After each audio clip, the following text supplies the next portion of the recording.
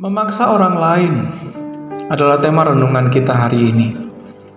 Zakaria 13 ayat 6 katakan, "Dan apabila ada orang bertanya kepadanya, 'Bekas luka apakah yang ada pada badanmu ini?' Lalu ia akan menjawab, 'Itulah luka yang kudapat di rumah sahabat-sahabatku.'" Saudara terkasih, Zakaria menubuatkan alasan yang disampaikan oleh para nabi palsu dan pengajar palsu. Biasanya bagi para nabi Baal, melukai diri sendiri adalah bagian ritual yang harus mereka lakukan.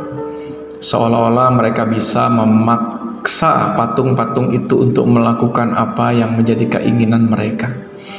Memaksa roh-roh yang selama ini mereka sembah untuk melakukan sesuatu. Kita ingat akan kisah Nabi Elia dalam perjanjian lama dalam 1 Raja-Raja 17. Banyak Nabi Baal mencoba menyakiti diri mereka agar korban bakaran yang mereka letakkan di atas mezbah itu terbakar dari langit. Tetapi melihat kenyataan berkata lain, mereka mulai menyakiti diri dengan benda-benda tajam agar yang maha tinggi sesembahan mereka itu menuruti sejumlah keinginan Nabi Baal. Mereka mengandalkan hal-hal tersebut. Mereka bersama-sama dengan teman mereka melakukan itu. Teks yang tadi kita baca memperlihatkan bahwa mereka menjalin persahabatan satu dengan yang lain demikian erat.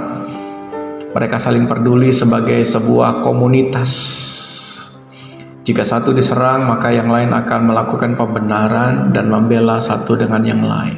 Saudara terkasih, hingga hari ini pun masih berlaku dan terjadi kegiatan yang demikian dengan cara yang berbeda dan bentuk yang berbeda tentunya. Memaksa Tuhan dengan membungkus dengan ayat-ayat kitab suci. Misalnya jika minta sesuatu, ayo klaim pada Tuhan, pasti Tuhan memberikan. Tuhan sudah memberikan. Minta mobil, minta rumah, minta uang, minta jabatan dan sebagainya. Saudara, bukannya tidak boleh.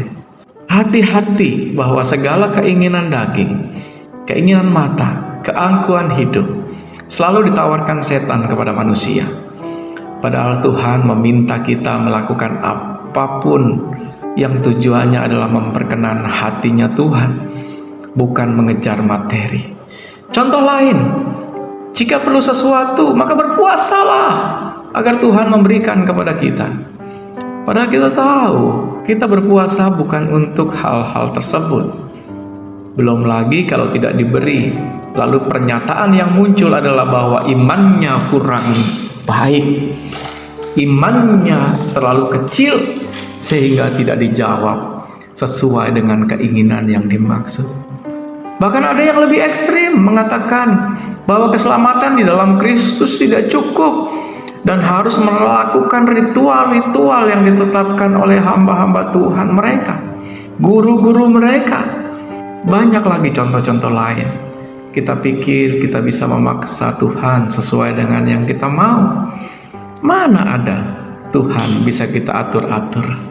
Kristus bisa saja lari dari misinya di dunia untuk menghindari kayu salib. Tetapi ia tidak melakukannya. Dia tetap taat pada kehendak Bapanya, pada misi yang diletakkan Bapanya kepadanya.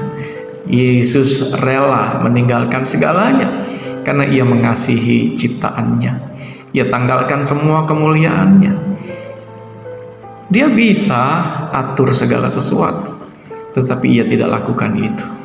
Banyak orang Kristen, orang percaya lebih rela mendengar pengajaran yang tidak sehat.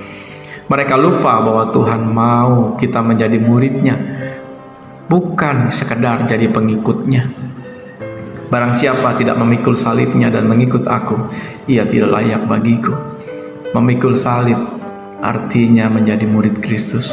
Hari ini kita belajar dengan pengajaran yang sehat. Kita perlu sesuai dengan yang Yesus dan Tuhan ajarkan.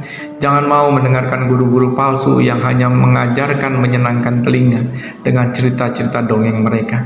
dan tidak berisi firman Tuhan, hanya berisi motivasi, yang kerjanya hanya memaksa Tuhan dan tidak mau taat dan menuruti apa yang menjadi aturan dan perintah Tuhan. Kiranya Tuhan memberkati renungan singkat kita hari ini. Amin.